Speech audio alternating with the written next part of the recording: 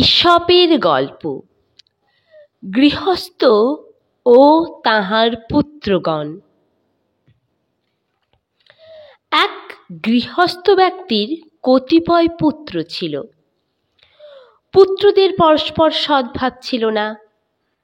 তাহারা সতত বিবাদ করিত।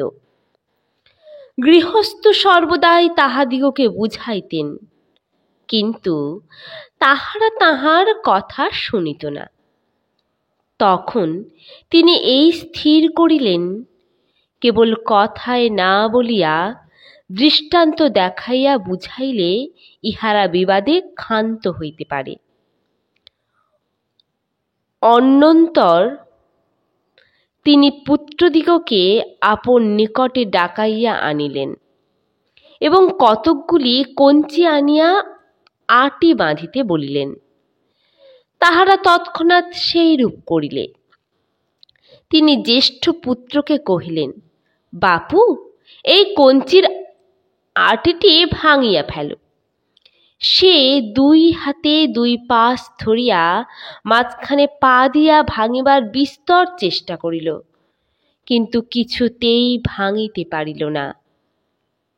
এইরূপে গৃহস্থ একে একে সকল পুত্রকেই সেই কঞ্চির আটি ভাঙিতে বলিলেন। সকলেই চেষ্টা করিল, কিন্তু কেহই ভাঙিতে পারিল না। তখন তিনি এক পুত্রকে কঞ্চির আটি খুলিয়া এক গাছা হস্তে লইয়া ভাঙিয়া ফেলিতে বলিলেন। সে তৎক্ষণাৎ ভাঙিয়া ফেলিল। তখন গৃহস্থ পুত্রদিগকে কহিলেন, দেখো বৎসগণ, এইরূপ যতদিন তোমরা পরস্পর সৎভাবে একসঙ্গে থাকিবে, ততদিন শত্রুপক্ষ তোমাদের কিছুই করিতে পারিবে না।